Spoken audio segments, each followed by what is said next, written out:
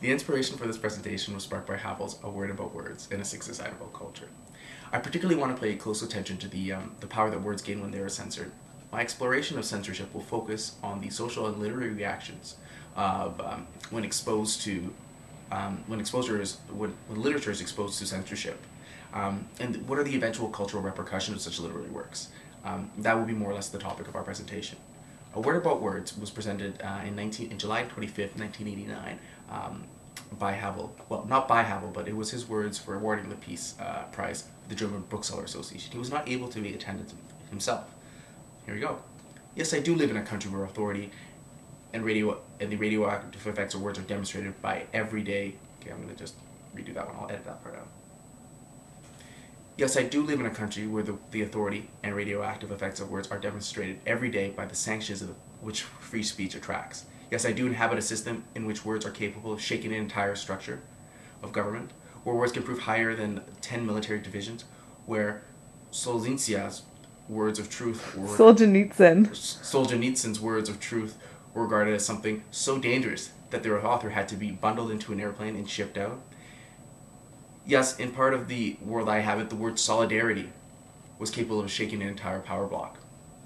Havel describes the fear of sovereign erosion of authority through solidarity with the act of free speech or anything pretty much non-state sanctioned. So in other words, pretty much the sovereign power is afraid of anything which does not conform into their short and approved list. In another publication, Six Aside About Culture, Havel knows that the non-state sanctioned or approved culture has been haphazardly lumped into a category known as the parallel culture. The parallel culture is an umbrella-like term.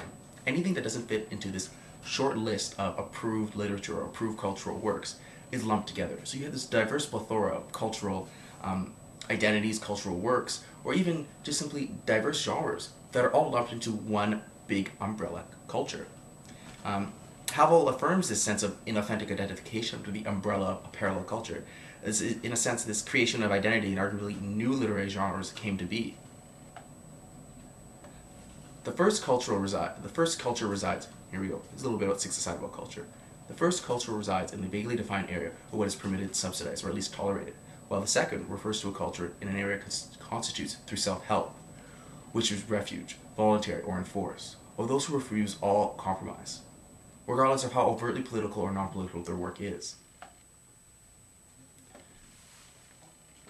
Diversity, or literary diversity, whether social or cultural, is lumped into pretty much two categories when they're exposed to censorship, in this case, according to Havel. How does banishment or censorship affect Diversity, whether social or cultural, is subjected or lumped into two categories when exposed to censorship. How does banishment or censorship affect the literary work themselves, is my question. Does censorship result in mass dissemination through their silence or revised martyrdom? So, for instance, in my personal experience, I'm taking an example of non-Slavic literature. I'll get back to Slavic literature, is Catcher in the Rye. I personally would have never read that book if it wasn't censored. My curiosity sparked me to read it. There was certain a little bit of antisocial behavior is not my big catch, but anyways. And in Kolya, for instance, Kolya's disobedience, it was quite odd because he didn't ascribe to either the parallel culture or the state-sanctioned culture, because he simply was, if you will, he just simply filled out the form just because. He didn't really contest the powers that be in any way. He simply was frustrated. While thinking about my contribution for this presentation, I remembered a very interesting passage that I read in Tony Judd's book, Post-War, A History of Europe Since 1945. He quotes a man by the name of George Steiner. The quote goes as such: "There is no muse of censorship. Just because the regime didn't like you didn't mean that you were talented." He goes on to argue that the stamp of censorship proved often quite tempting for certain intellectuals and their career, and was one of the main reasons why some intellectuals in communist societies preferred to forego the opportunity of immigration and exile, instead stayed in their countries because it was better to be persecuted and significant rather than be free and irrelevant. Judd is, of course, in no way arguing that any and all political writing was insignificant or based on those purely selfish matters. Indeed, he often waxes eloquent on the importance of Havel and his contemporaries, and those others that he believes stood behind the idea of les fleurs de mal of communism, which is a symptom that Judd a symptom that Judd affiliates with the idea of parallel culture that Havel talks about in his essay. Yet, this does bring us to a crossroads.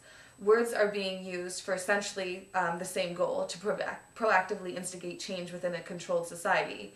Yet, he argues that if someone is writing for mostly a purely selfish reason, i.e. a commitment to becoming famous being stronger than a desire to see a change in their country, so it is unlikely that these people who were doing such things would remain famous after the regime that they were lobbying against fell apart.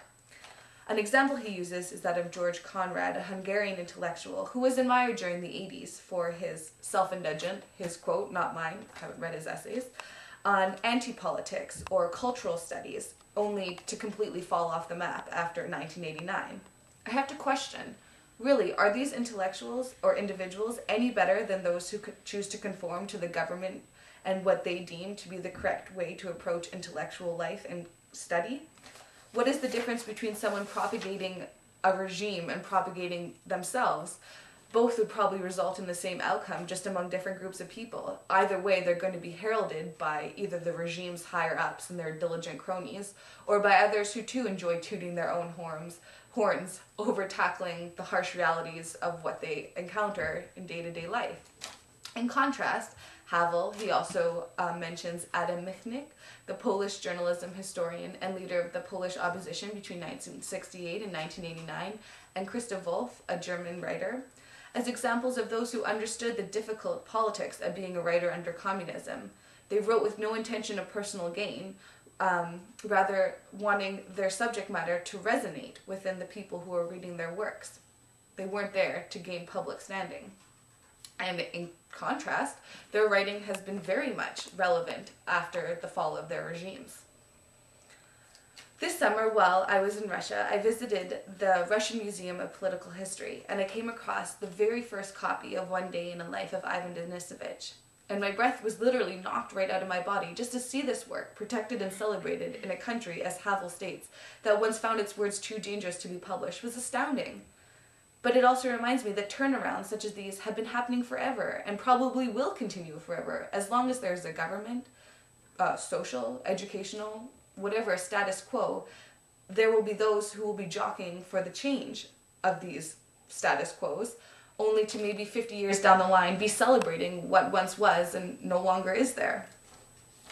What also struck me of interest about this article was how it helped really change my thinking about the idea of censored literature and how it affects different people. The power of words left me with the immediate reaction of, well, honestly, I don't know how to respond to this because I've never lived in a society where every literature wasn't available to me. But then I thought to think, it doesn't really matter how old you are, where you've grown up, what your level of education is, because either way, if a work moves you, it's going to move you. I don't know what my experience at UBC would have turned out to be if I hadn't read Dostoevsky's Devils in first year. My entire career path would probably have been altered because this book literally blew the canon of literature that I knew and had just accepted all my life and made me incredibly interested in a different country, its culture, its history, its politics. Again in Russia this summer, we did a tour, a Dostoevsky tour, and we visited an apartment that is supposedly what Raskolnikov's apartment was modeled after in Crime and Punishment. People from all over the world had visited this place just to view what they knew so well out of a book of fiction that really had nothing to do with directly changing a regime. But anyways, they'd come and they'd written all over the walls messages to Dostoevsky, to Raskolnikov, to all the characters in that book because it had affected them. And it's just reminding me again, you don't have to be Russian, you don't have to be German, you don't have to be French. Anyone who reads something can be affected by something, and that will forever change not only themselves, but maybe want them to change society or write something to affect someone else. So I believe Havel, and I say that yes, words, whether they're written for political change or just purely great fiction, can change someone and probably will continue on doing